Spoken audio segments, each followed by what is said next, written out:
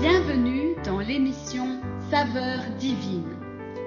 Cette bonne nouvelle du royaume sera prêchée dans le monde entier pour servir de témoignage à toutes les nations. Alors viendra la fin. Ce pain céleste vous est présenté par Immaculée Niraneza.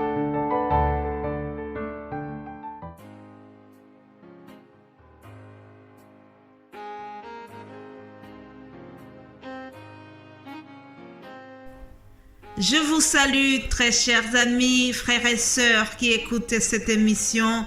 Que la paix de notre Seigneur soit avec vous.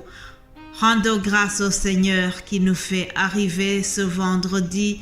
Je remercie Dieu qui m'a fortifié depuis lundi. Je le remercie pour les paroles que nous avons pu partager. Comme vous le savez, nous avions consacré cette semaine sur le thème qui nous montre comment le Saint-Esprit a utilisé puissamment les apôtres, surtout en leur donnant le don de guérison des maladies. Alors, depuis mardi, je vous ai parlé notamment de l'apôtre Pierre et Jean. Nous avons vu comment ils ont fait lever le paralytique. C'est dans le chapitre 3 des Actes des Apôtres. Puis, la suite, c'est qu'ils ont été arrêtés. Les chefs religieux n'étaient pas contents de ce miracle.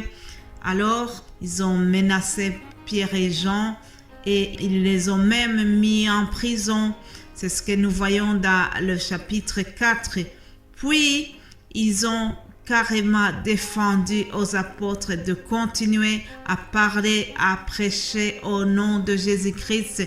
Hier, j'ai terminé l'émission en se demandant s'ils ont obéi à cet ordre et nous allons voir ce qui a suivi. Acte 4, au verset 18, il est écrit « Et les ayant appelés, ils leur défendirent absolument de parler et d'enseigner au nom de Jésus. Pierre et Jean leur répondirent, « Jugez s'il est juste devant Dieu de vous obéir plutôt qu'à Dieu. Car nous ne pouvons pas ne pas parler de ce que nous avons vu et entendu. » Alléluia. Mes bien-aimés de Dieu, les menaces, l'emprisonnement, tout acte d'intimidation qu'ils ont subi ne les a pas découragés. Ils ont juré qu'ils vont continuer de parler au nom de Jésus. Ils ont refusé d'obéir aux autorités parce qu'ils étaient animés d'un esprit vraiment de force. Je prie que nous puissions vraiment aussi être des témoins de Jésus sans être intimidés par qui que ce soit. Je vous rappelle également que tout ce qui est arrivé aux apôtres, c'était une suite logique de ce que le Seigneur avait dit lorsqu'il était avec eux. Rappelez-vous, notamment dans son discours dans la chambre haute, le Seigneur leur a présenté une série de perspectives nouvelles qui étaient ouvertes sur leur avenir. Notamment dans Jean 14 et 12, on voit que Jésus leur dit « En vérité, je vous le dis, celui qui croit en moi fera aussi les œuvres que je fais, et il en fera de plus grandes, parce que je m'en vais au Père. Et tout ce que vous demanderez en mon nom, je le ferai, afin que le Père soit glorifié dans le Fils. » Alléluia. Si vous demandez quelque chose en mon nom, je le ferai. Alors, c'est ce que les apôtres ont fait. Donc, acte 3, nous avons vu ce qui s'est passé. Le livre des Actes contient vraiment plusieurs choses, plusieurs séries de guérisons. Nous voyons aussi notamment comment dans Acte 6, Étienne accomplit des signes et des miracles. En Acte 8, nous voyons Philippe qui fait beaucoup de miracles dans la ville de Samarie. Acte 9, Pierre fait marcher encore une fois un paralytique et il ressuscite Dorcas d'entre les morts. Alléluia. Si nous allons plus loin dans le chapitre 14, nous voyons aussi comment Dieu a utilisé puissamment l'apôtre Paul. Pour ne pas parler seulement de Pierre et Jean, nous voyons aussi, par exemple, comment Paul a guéri une femme qui était possédée dans la ville de Philippe. C'était lors de son 2e voyage missionnaire. Aussi, dans son 3e voyage missionnel, l'apôtre Paul, je dirais qu'il est au zénith de sa puissance miraculeuse. Le Saint-Esprit va l'utiliser puissamment à Éphèse. On nous dit que il suffisait de poser un mouchoir de Paul sur le corps d'un malade pour que le malade soit guéri. On nous raconte même comment Paul a ressuscité Eutychus qui était tombé d'une fenêtre. Alléluia. Tout cela, c'était lié à la puissance du Saint-Esprit. Mais avant de terminer cela, je voudrais, chers amis, que nous retenions 2 choses très importantes. Chaque fois que Dieu fait un miracle de guérison, nous ne devons pas oublier que c'est à lui seul la gloire. Oui, même si Dieu t'utilise ou m'utilise pour guérir quelqu'un, nous ne devons jamais oublier que la gloire doit lui revenir à lui seul. Ça, c'est la première chose. Deuxième chose sur laquelle je termine cette série, n'oublions jamais que Dieu est souverain dans nos maladies. Dieu est souverain. Lisons le psaume 115 au verset 3. Il est écrit « Notre Dieu est au ciel.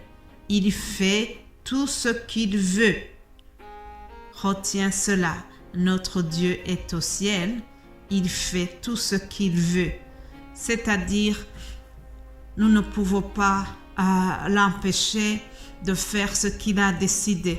D'ailleurs, lorsque nous prions dans le Notre Père, rappelez-vous dans cette prière que Jésus a enseignée à ses disciples, il y a cette phrase qui dit « Que ta volonté soit faite sur la terre comme au ciel ». Donc, il peut arriver que tu as prié pour un ou une malade et la personne décède malgré que tu as fait beaucoup de prières pour lui ou pour elle. Cela, c'est la souveraineté de Dieu, chers amis. En 2016, j'étais malade du cancer du sein.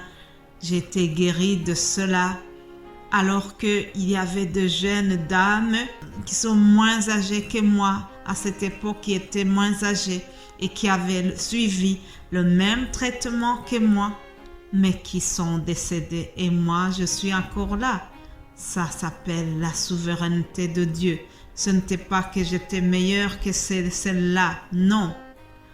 Vous savez, chers amis, Dieu a prévu à chacun un véhicule qui va l'amener jusqu'à lui.